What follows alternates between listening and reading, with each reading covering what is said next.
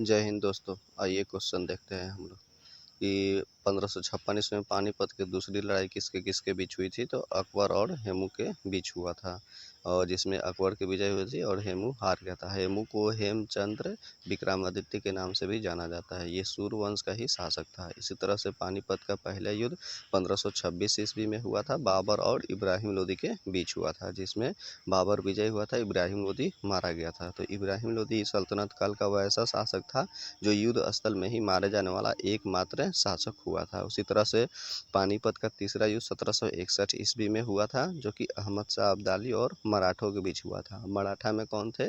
तो मराठा में बालाजी बाजीराव थे, जिन्हें नाना साहब के नाम से जाने जाते थे। हालांकि एक और नाना साहब है जो 1857 की क्रांति में भी कानपुर से नेतृत्व उन्होंने किए हुए थे, जबकि ये दूसरे नाना साहब है। इनको नाना साहब के नाम से जाना जाता था, बालाजी बाजीराव को। हालांकि उन्होंने जो उनके जो सेनापति थे सदाशिवराव भाऊ, उन्हीं के नेतृत्व में यह युद्ध लड़ा गया था, पानीपत का तीसरा युद्ध, जिसमें वह सह नहीं पाने के कारण हार को उनकी मृत्यु हो गई थी। आइए नेक्स्ट क्वेश्चन देखते हैं। तो मानसरोवर झील कहाँ पे स्थित है? तो तिब्बत में स्थित है। यह मानसरोवर झील एक ऐसा झील है जहाँ से 3 नदियाँ भारत की बड़ी बड़ी निकलती है, जैसे कि 2 पश्चिम की ओर निकलती है और एक पूरब की ओर निकलती है। तो एक जो सिंधु नदी है वह मानसरोवर झील के ही सनख्याबाद से निकलती है, जबकि दूसरी सतलज नदी है जो यही मानसरोवर झील के ही राकसताल से निकलती है। और तीसरी जो नदी है जो पूरब की ओर निकलती है वो ब्रह्मपुत्र नदी निकलती है, जो कि मानसरोवर झील के ही पास से चोयुमुंग एक ग्लेशियर से ही निकलती है। हालांकि झील की अगर बात करेंगे तो लगभग जो नाग नागिन जो भी झील ट्रिक में आता है वह जम्मू कश्मीर में ही स्थित है। और जो लगभग जिसके अंत में ताल आ जाए, जैसे राकस ताल, भीम ताल, ये सब जितने भी आ जाते हैं तो वो सभी ताल वाले उत्तराखंड में आते हैं। लेकिन कुछ ताल को छोड़कर, जैसे कि सूरजकुंड ताल और चांद ताल झील, ये हिमाचल प्रदेश में पड़ता है। उसी तरह से थी अगर भोजताल झील का जाए तो वह मध्य प्रदेश में स्थित है। चलिए नेक्स्ट क्वेश्चन देखते हैं। हालांकि झील में कुछ आपको बताते हैं, जैसे भारत का सबसे मीठे पानी का झील जैसे बुलर झील है जम्मू कश्मीर में, और अगर उत्तर पूरब भारत का नॉर्थ ईस्ट का मीठे पानी का झील बताया जाएगा तो मणिपुर में जो स्थित है वह झील स्थित है, जिन्हें लोकटक झील कहते हैं। उसी तरह से अगर झील में लंबाई के हिसाब से पूछा जाएगा कि लॉन्ग कौन सी है, तो पेरियार झील है जो कि केरल में स्थित है। और नमकीन पानी का सबसे बड़ा झील कौन सा है? तो वो है चिल्का झील, जो कि उड़ीसा में है। तटीय झील भी है, वही चिल्का झील है, उड़ीसा में स्थित है। चलिए नेक्स्ट क्वेश्चन देखते हैं। विजयनगर तुंगभद्रा नदी के तट पर स्थित था। हालांकि जो विजयनगर है, जिन्हें जीत का शहर कहा जाता है, हरिहर और बुक्का ने इसकी स्थापना किया हुआ था 1336 ईस्वी में। और यह एमबीटी के समय में, एमबीटी मतलब मोहम्मद बिन तुगलक के समय में, वही मोहम्मद बिन तुगलक जो सन की पागल बादशाह और पिपासु भी कहा जाता है। हालांकि वह सबसे ज़्यादा विद्वान था, पढ़ा लिखा, लेकिन उसकी योजनाएं जो थी वो सनक भरी थी। वह उसका साथ है किस्मत कह लीजिए, या फिर साथ नहीं दिया था, या फिर जो भी हो, लेकिन वह शासन करने में असफल हुआ था। आइए नेक्स्ट क्वेश्चन देखते हैं। बहमनी राजाओं की राजधानी कहाँ थी? तो गुलबर्गा में थी। और बहमनी वंश के संस्थापक में अगर देखा जाए तो अलाउद्दीन बहमद शाह थे। ये 1347 ईस्वी में स्थापित किए थे। ये भी एमबीटी के समय में ही हुआ था। हालांकि एमबीटी मतलब वही मोहम्मद बिन तुगलक के समय में हुआ था। उसने कई सारे गलत कार्य किए थे, जैसे कि उसने अपने राजधानी दिल्ली से हटाकर के देवगिरी लेकर चला गया था। क्यों ले गया था? क्योंकि वो दिल्ली की जनता को दंडित करता था, क्योंकि उसको जो नाम से जो पत्र लिखे जाते थे, काफ़ी गंदे गंदे तरह की मतलब अशब्द प्रयोग किया गया था जनता के द्वारा। बहुत सारे उसके पास गया था, जिसकी वजह से वो परेशान होकर दिल्ली के जनता के द्वारा उसने अपनी राजधानी देवगिरी स्थानांतरित करके लेकर चला गया था। साथ ही साथ उसने दक्षिण भारत में कृष्णा और गोदावरी वाला क्षेत्र में क्या होता है, टैक्स के वृद्धि कर दी थी। उसी समय क्या हुआ था, अकाल पड़ गया था, जिसके कारण ये भी योजना असफल रहा था। और जो एक तीसरी योजना जिसने खुरासान अभियान किया हुआ था, तो 1 सालों तक, लगभग 2 सालों तक उसने सैनिकों को चुस्त दुरुस्त रखा। उसके बाद में उसने खुरासान के शासक से उसने संधि कर ली थी, जिसके कारण ये भी योजना असफल रहा था। उसने एक सांकेतिक मुद्रा भी चलाया था। सांकेतिक मुद्रा चलाने के कारण वह भी मतलब वो असफल हो गया था। इस तरह से मोहम्मद बिन तुगलक को भी मतलब माना जाता है कि वह एक अयोग्य शासक ही रहा उसके शासनकाल में, हालांकि पढ़ा लिखा ज़्यादा विद्वान था। आइए नेक्स्ट क्वेश्चन देखते हैं। त्वरित विद्युत विसर्जन के द्वारा उत्पन्न होते हैं। तो विद्युत विसर्जन के द्वारा ये उत्पन्न होते हैं त्वरित। हालांकि याद होगा आपको कि जब बिजली कड़कती है तो उसमें नाइट्रोजन गैस उत्पन्न होती है, और सबसे ज़्यादा त्वरित झंझनाहट देखने को अगर मिलती है तो वह जिसे थंडरबोल्ट कहा जाता है, ये भूटान को कहा जाता है। और और जो समान विद्युत मतलब जो मेघार्जन होता है उसको मिलाने वाली रेखा को आइसोब्रोंट कहा जाता है। नेक्स्ट क्वेश्चन देखते हैं। रेबीज नामक मतलब किससे होता है? तो रेबीज विषाणु से होते हैं। रेबीज जो होते हैं ये कुत्ता के काटने से ही होता है। इसमें हाइड्रोफोबिया तरह की एथिक हो जाती है, जिससे उन्हें पानी से डर लगता है और मनुष्य के मतलब हाव व्यवहार लगभग कुत्ते के समान ही होती है। आवाज़ वगैरह सब कुछ होने लगता है। जीभ से लार वगैरह वो टपकते रहता है उसको भी। हालांकि इसकी आपके पूर्ण रूप से टीका नहीं बन पाया है। जब रेबीज फैल जाती है तो उसके व्यक्ति की मृत्यु हो जाती है, लेकिन अगर शुरुआती में ही रोकथाम इसको कर दिया जाए इस टीका लगाकर तो वह हो जाता है।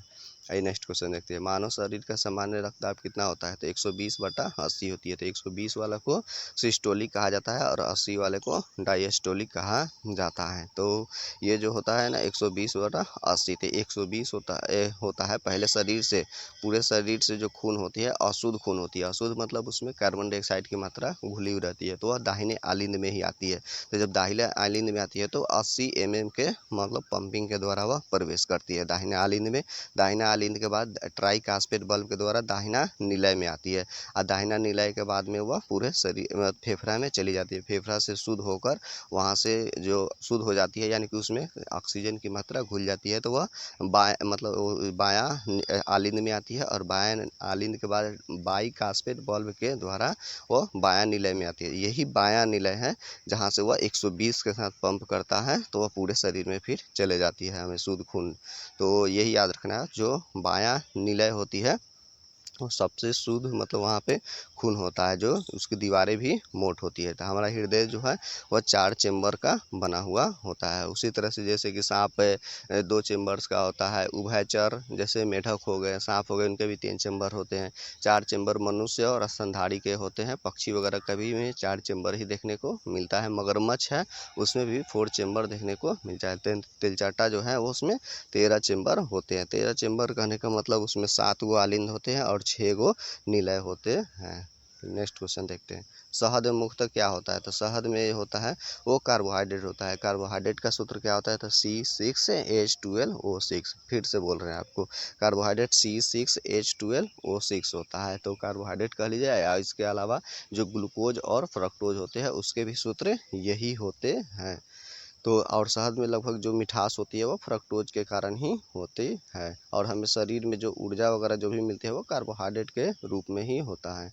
नेक्स्ट देखते हैं। भारतीय संविधान के अनुच्छेद 1 में भारत एक राज्य को संघ कहा गया है और इसमें भारत और इंडिया शब्द की चर्चा किया गया है। और भाग जो 1 है वो भारतीय राष्ट्रीय संघ में उसमें 1 से लेकर 4 तक कहा गया है अनुच्छेद में। जिसमें पहला तो अनुच्छेद आपको बता दिए। दूसरा अनुच्छेद ये कहता है कि जो देश के बाहर जो सीमा मतलब बाहर की जो भूमि है उन्हें भारत में अगर प्रवेश कराई जाती है, उनके राज्य का हिस्सा बनाई जाती है, तो वो अनुच्छेद 2 के अंतर्गत आती है। जबकि अनुच्छेद 3 ये आता है कि जो भारत के सीमा के जो भीतर पहले से राज्य है उनके नाम में परिवर्तन किया जाए या उसके सीमा में परिवर्तन किया जाए या उसको स्थापित किया जाए, तो ये सभी करने का जो अधिकार है वह संसद को है, संसद के द्वारा ही होती है। तो ये तीसरा अनुच्छेद के तहत। चौथा अनुच्छेद ये कहता है कि जो ये संशोधन अनुच्छेद 2 और 3 में जो संशोधन होगी वह अनुसंशोधन 368 अनुच्छेद के अंतर्गत नहीं आएगी, यही कहता है। चलिए नेक्स्ट क्वेश्चन देखते हैं। विक्टोरिया जलप्रपात कहाँ पे है? तो कौन सी नदी पे है? तो जैम्बेजी नदी पर स्थित है। नेक्स्ट, हीरे की चमक किसके कारण होती है? तो प्रकाश का संपूर्ण आंतरिक परावर्तन के कारण होती है। चूँकि यह हीरा जो है वो कार्बन के अपरूप है। कार्बन के अपरूप जैसे 2 है, एक हीरा है और एक ग्रेफाइट है। तो ये हीरा है और हीरा का अगर बात करेंगे अपवर्तनांक का तो 2.42 होता है और इसका जो क्रांतिक कोण होता है वो 24.4 होता है। क्रांतिक कोण होता है। हीरा में अगर प्रसंकरण की बात करेंगे तो sp3 प्रसंकरण पाई जाती है और इसकी जो आकृति है वह टेट्राहेड्रल होती है, यानी कि चतुष्फलकीय होती है।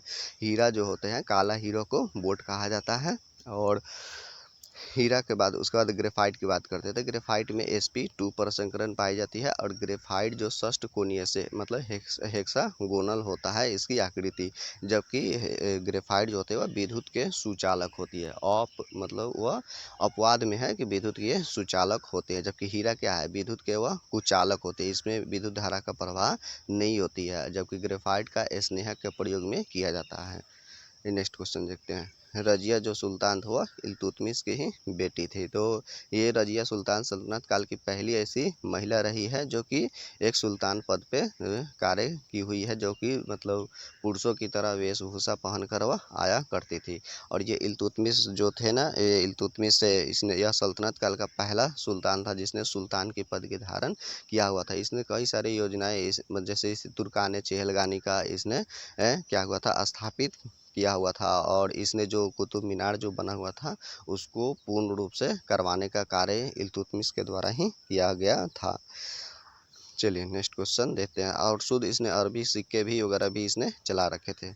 आइए नेक्स्ट क्वेश्चन देखते हैं। भारत में सर्वाधिक शुद्ध सोने के सिक्के किसके समय में हुआ था? तो कुषाण वंश के शासकों द्वारा ही जारी किया गया था। तो ये शुद्ध सोना का सिक्का था, कुषाण के द्वारा चलाया गया था। लेकिन याद रखिएगा, इससे पहले भी हमने वीडियो में बता रखा है कि शुद्ध सोना का सिक्का कुषाण वंश के शासकों द्वारा चलाया गया था। और सबसे ज़्यादा मात्रा में सोने के सिक्का जो जारी किया गया था गुप्त शासकों के द्वारा ही जारी किया गया था। जबकि सबसे पहली बार भारत में सोने के सिक्के जारी करने का श्रेय जाता है हिंद यूनानी शासकों का।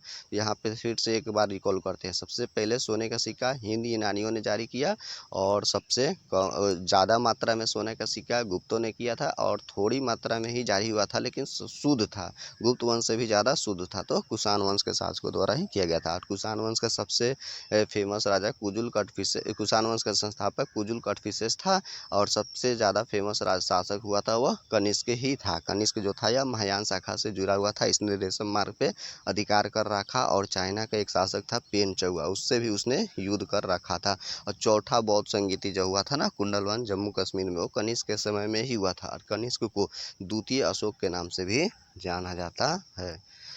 नेक्स्ट क्वेश्चन देखते हैं। सूर्य की ऊर्जा का मुख्य स्रोत क्या है? तो नाभिकीय संलयन है। हालांकि याद रखिएगा, जो नाभिकीय संलयन होती क्या है, संलयन अभिक्रिया ऐसी होती है जब दो हल्के नाभिक आपस में जुड़कर एक बड़े नाभिक का निर्माण करती हैं, उसे ही नाभिकीय संलयन अभिक्रिया कहा जाता है। तो जो संलयन जो अभिक्रिया इसमें होती है जिसमें हाइड्रोजन के ही नाभिक हीलियम में बदल जाती है। तो हाइड्रोजन में कौन से दो हाइड्रोजन होते हैं जो हीलियम में बदल जाते हैं? तो याद रखना है, हाइड्रोजन के ही समस्थानिक होते हैं जो ड्यूटेरियम और ट्राइटियम। यही ड्यूटेरियम और ट्राइटियम एक हीलियम के नाभिक में परिवर्तित हो जाती है, तो संलयन की अभिक्रिया हो जाती है। और ऊर्जा का स्रोत सूर्य में यही होता है, संलयन ही होता है। और संलयन के सिद्धांत पे ही परमाणु हाइड्रोजन बम विकसित किया गया है। और हाइड्रोजन के एक और समस्थानिक होते हैं प्रोटियम।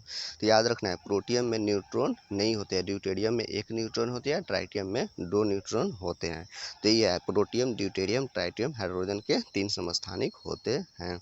और सूर्य की अगर सतह की बात किया जाए तो इसका तापमान 6000 डिग्री सेल्सियस होता है, और इसके केंद्र का तापमान 15 मेगा डिग्री सेल्सियस होता है, यानी कि 1.5 गुने 10⁻7 डिग्री सेल्सियस इसका तापमान होता है। अगर सूर्य का तापमान निम्न है तो वैसे में इसकी सतह का मतलब कलर जो होगा वह लाल रंग का होगा, और मध्यम इसका तापमान होगा तो इसका सतह का रंग जो होगा सफ़ेद होगा। और सबसे अगर उच्च तापमान हुआ तो वैसे में इसकी सतह जो होगी वह नीला रंग की दिखाई देती है हमें।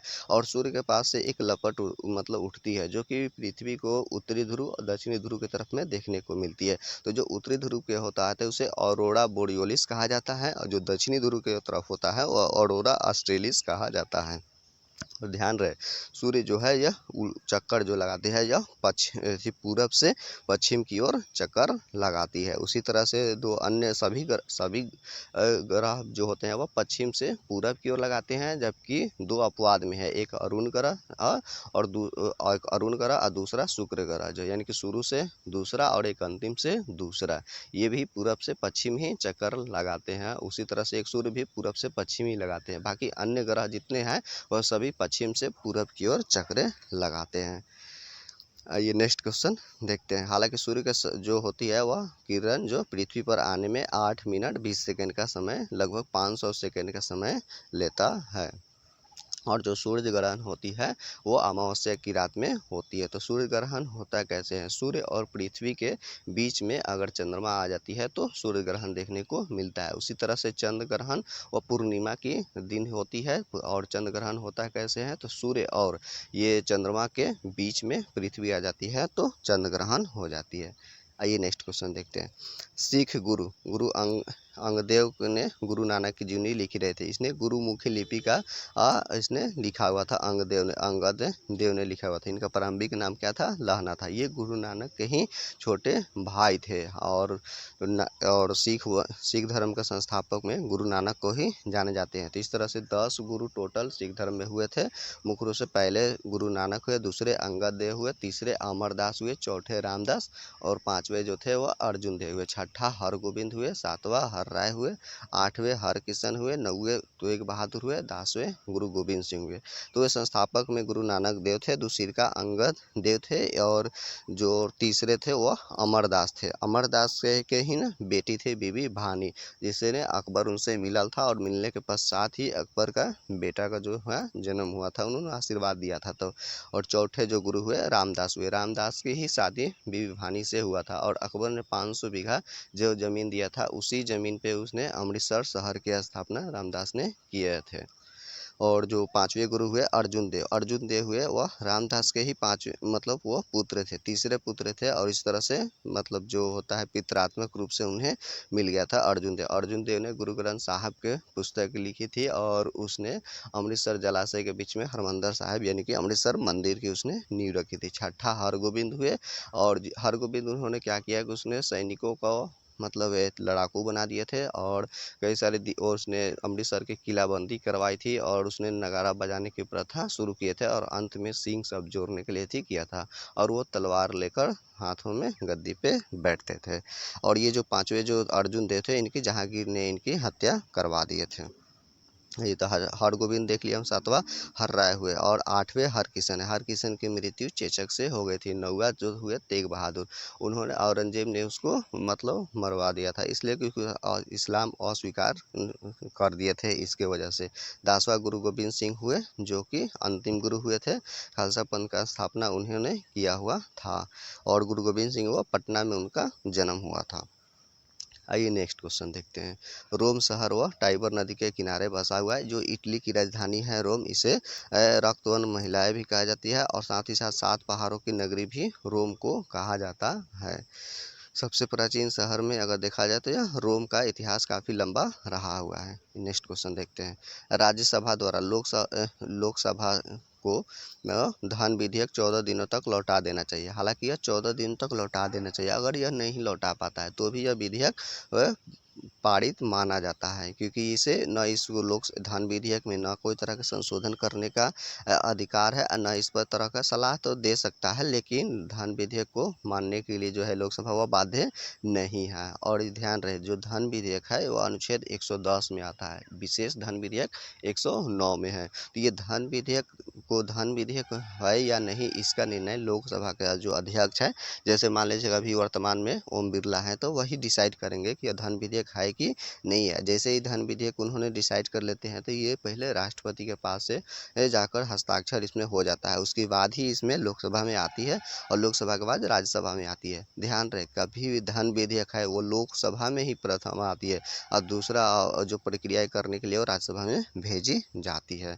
और राज्यसभा क्या है, एक उच्च सदन है और राज्यसभा एक अस्थायी सदन है और यह एक विद्वानों का सदन है, इसलिए क्योंकि इसके सदस्य बनने के लिए उम्र 35 साल चाहिए और इसमें बहुत सारे मतलब पढ़े लिखे शिक्षित व्यक्ति ही इसमें आते हैं, इसलिए इन्हें विद्वानों का सदन भी कहा जाता है। हालांकि इसमें अभी कुल 250 सीटें हैं, लेकिन वर्तमान में 245 ही है और इसी में 12 गो जो सदस्य होते हैं जो कला विज्ञान साहित्य से ये सब जुड़े हुए रहते हैं, जिन्हें राष्ट्रपति मनोनीत करते हैं। वह अनुच्छेद 80 के 3 के तहत इसमें मनोनीत किया जाता है। और अगर बात करेंगे राज्यसभा कितने अनुच्छेद में है, तो 80 में है।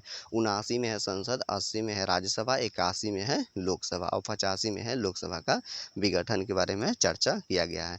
और राज्यसभा का अगर अध्यक्ष की बात करेंगे तो अनुच्छेद 89 में किया गया है और लोकसभा के अध्यक्ष 93 में इसमें चर्चा देखने को मिलती है। नेक्स्ट क्वेश्चन देखते हैं, चोल राजाओं की राजधानी कहाँ पे थी? तो तंजौर में थी। ये चोल जो शासक थे पहला वैसे शासक हुए जो स्थानीय स्वशासन को बढ़ावा दिया। स्थानीय स्वशासन मतलब जैसे कि ग्राम पंचायत वगैरह का। और ये पहला चोल शासक यही थे जिन्होंने नेवी का प्रयोग किया हुआ था, यानी कि नौसैनिक का। और इन्होंने श्रीलंका से लेकर जैसे इंडोनेशिया वगैरह क्षेत्र से नेवी के द्वारा ही इसने इस पर विजय प्राप्त किया हुआ था। चोल शासक में सबसे ज़्यादा अगर कोई हुए थे राजेंद्र प्रथम हुए, जिन्हें गंगई कोंड की उपाधि मिली हुई थी, सबसे ज़्यादा फेमस वही हुए थे। उन्होंने श्रीलंका के साथ साथ उसने इंडोनेशिया वगैरह क्षेत्र पर भी अधिकार कर रखा था। और उन्होंने बंगाल पे भी अधिकार करने के पश्चात वहाँ से उन्होंने एक लोटा जो गंगा जल है उन्होंने लिया, और लेने के पश्चात अपने चोल का राजधानी तंजौर के पास में ही उन्होंने एक तालाब में रख पानी जो डाला था, जिसके कारण गंगई कोंड की उपाधि इनको मिली। और साथ साथ उस झील को है कहा गया, उसको चोल गंगम कहा गया, यानी कि चोलों की गंगा कहा गया था।